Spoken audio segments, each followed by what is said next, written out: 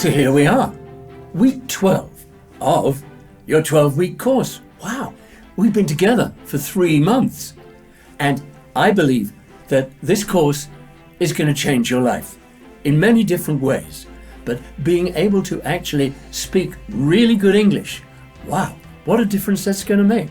For instance, if you have to travel to Britain, you're going to the UK on business or on holiday, and when you get off the plane and you go to take a taxi to your hotel, you want to know that when you tell the driver where you want to go, he understands you and doesn't keep saying, what, sorry, where do you want to go to?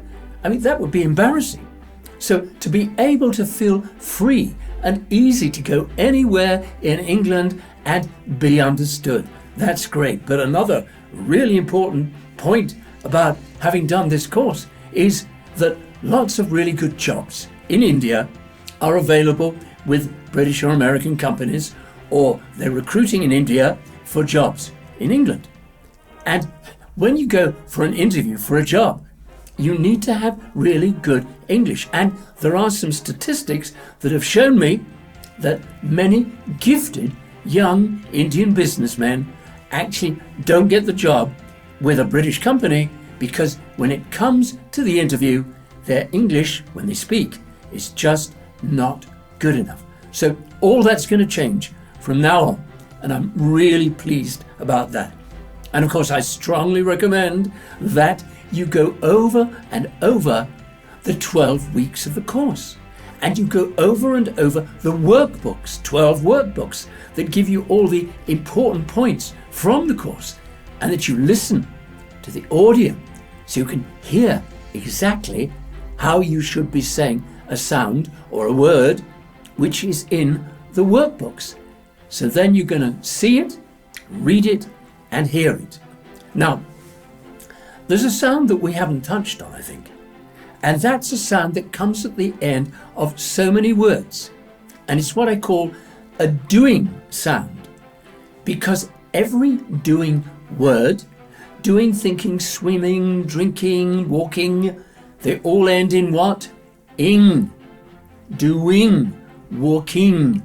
And ing is a tricky sound for some people because it's not drinking, going up in the nose like that. It's very unpleasant. It's not drinking, and it's not drinking. It's not drinking and swimming. It's drinking and swimming. Watch my mouth. Drinking and swimming. Now I tell you something. If you think back to when we did some of those primary sounds, we did in the articulation exercise, we did ma, na, la, ma, na, la, na, na. So you can obviously say na. If you can say na, you can say going. Na, going. All you've got to do is put a little ing on the end of it. Knowing. So remember that. Don't let it go right up in the nose, and don't chop it off into going. Now, the British, they're such interesting people. I mean, we are really eccentric.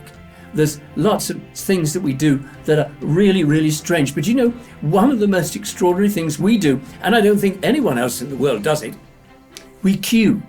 You know what a queue is? It's a long line of people waiting for a sale in a shop, waiting to go to a smart restaurant, waiting to see a show, waiting to go into a football match, waiting to get on a bus, waiting to get on a plane, waiting to get on a train, whatever it is.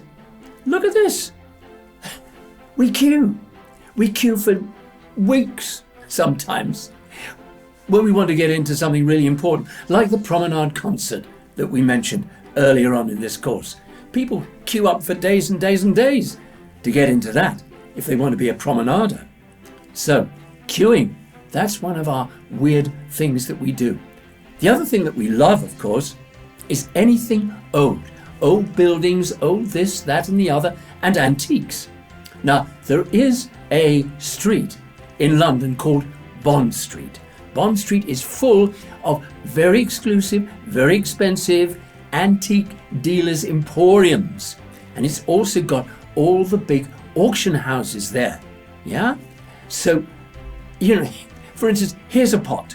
There's a pot for sale, just a pot, and it goes for, what? £8 million. £8 million for a pot. Are people crazy? But of course we do love old things, don't we? And something else that we love the sea. We love the sea, and we go to places that we call seaside. Seaside because it's by the sea, the seaside. And there's lots of wonderful places that people go to. But the extraordinary thing is, they want to get in the water no matter how cold it is, no matter how rough it is. And sometimes they just go in up to their ankles. But they sit there on this beach. And very often, some of the English beaches are made of little tiny pebbles that we call shingle. And it's very uncomfortable, but they still sit on it or lie on it. Amazing, isn't it? And I tell you something. We do something extraordinary on Christmas Day. I mean, I personally don't do it, but hundreds and hundreds of English people run into the sea on Christmas Day for the Christmas Day splash. And it's crazy because the temperature is probably about 2 degrees centigrade in the air and goodness knows what in the water. But they do it. And, you know, we're a very kind of hard, tough race. We are extraordinary, aren't we? And by the way, if we can't be on the water, we like to be under the water. We're very fond of diving, and we find all sorts of things quite close to the coast all around Britain. Divers discover amazing things. I mean, how did this get in here? It's like some old military vehicle. I have no idea how it got there. And what else do we love? We love fishing. And we will fish in a little river, a little stream, a canal. We'll fish in a lake. We'll fish anywhere. We just love sitting fishing. And most of the time, we don't catch anything. But it's a chance to get out and about and sit on the bank with your little rod and fish. I'll tell you something else that we're quite keen on, which is fighting. Have you noticed the English always come into a war last and invariably still win? It's amazing how we do that. And we love fencing. Fencing is fighting with rapiers or foils, but of course they don't have a sharp tip. But nevertheless, it's quite ferocious. But 150 years ago, people fought duels. And a duel was where two men fought for a lady's honour or for the chance to actually court a lady. And they fought to the death. And it's very ferocious. And it was very dangerous. It was finally outlawed when the last person to be killed in a duel was about 150, 160 years ago.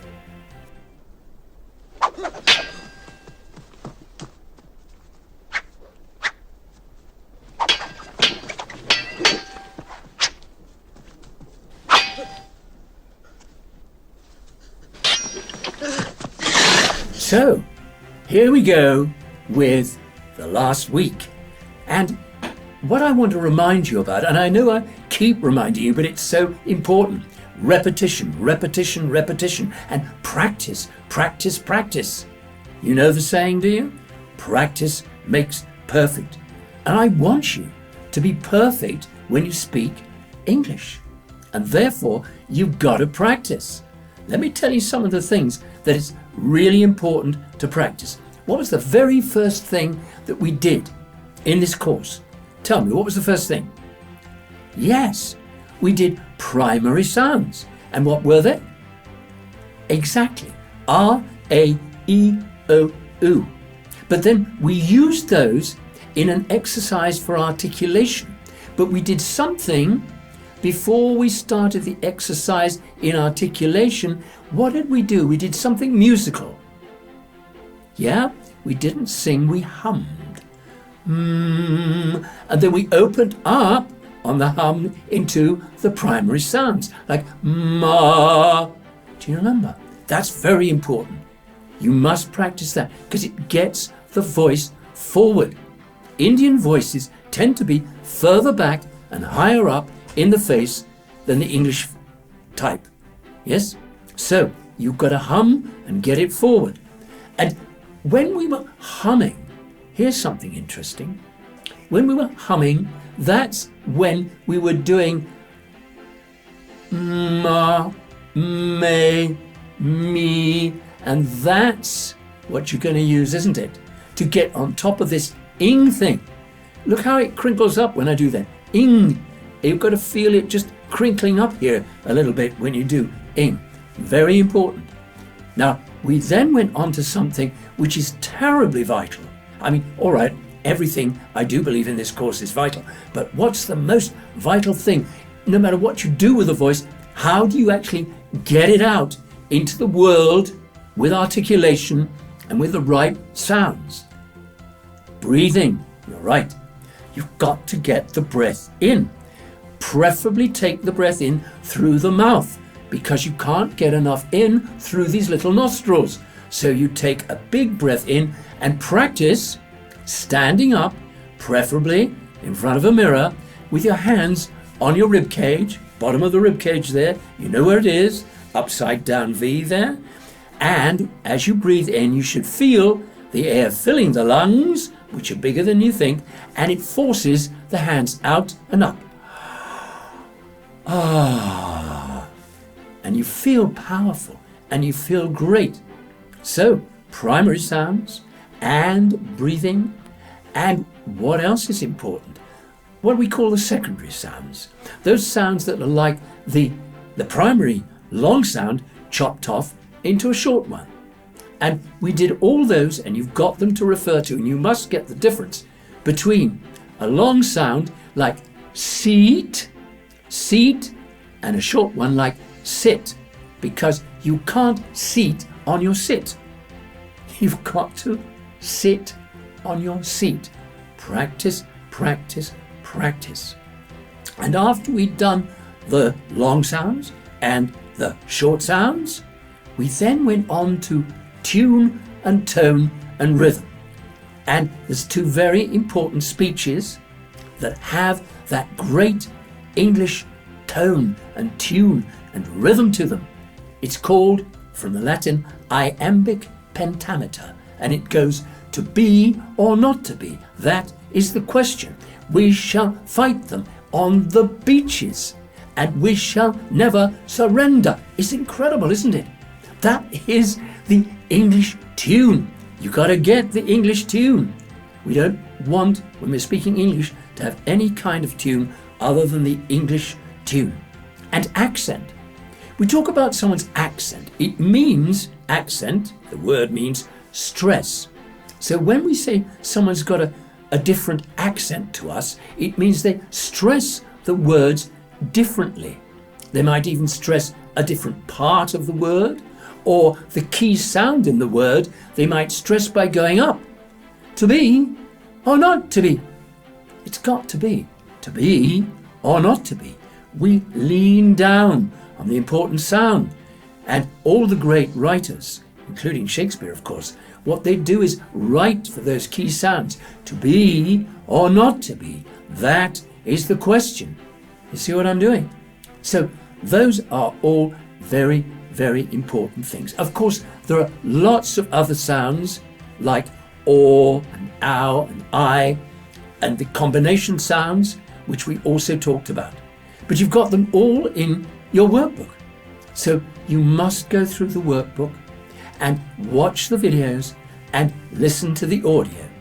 I know I'm banging on about this, but I do so want you to be able to see me doing it and then hear it and read it, and then, most importantly, practice it yourself. Start making up little phrases and sentences that have all these key things contained in them. So you can try the primary sounds, the secondary sounds, all the other sounds in a little sentence that you make up. And you can try getting more breath. You can try all sorts of things to really get English. And you've got to feel English, which is why I've shown you all little bits of how strange we are and the crazy things we do in England. So you begin to feel how easy it is to be English. And when you are speaking English, that's when you have to be English. Now, all right, there is another kind of English, and that's American English. Some of you may want to go to America, you may even want to move there, and you may want to get a job with an American company. But we're not dealing in this course with any English except English English. If you're interested in acquiring some knowledge and some use of American English with different words and different stresses, then we're going to be running another course called The American Way. And you're very welcome to meet up with us there. So that's something that's going to be coming. And something else that's going to be coming shortly is English accents. Because all over England, depends where people come from, just like in your own country, there's a different dialect, not an actual different language, but a very different way of accenting things and speaking proper English. When you go to Liverpool, where the Beatles came from, if you remember the Beatles, everybody talks in the nose up here like this, and it's not always very easy to understand. And can you hear how I'm using the vowel sounds differently? Interesting, isn't it? And then when you get a little further north into what we call Yorkshire and Lancashire, then it's very broad like that. They stretch them out. Oh, I'm so glad you came, lad. Can you imagine? So that's quite throwing. And goodness help you if you go to Scotland, because when you get over the border to Scotland, the Scots are going to, back, and they'll throw it here. Hello, lad, where you must come from? You come from India, then what's going on in here? Do you want a wee drum? I mean, you need a whole mini course in which to understand the different dialects. So that if you do go to Britain, or if you meet someone from different parts of Britain in India, you're able to understand what they're saying, because you know they're going to understand what you're saying. So thank you for joining me on this journey. And you are a warrior. You are going to conquer the whole world with your English. Good luck.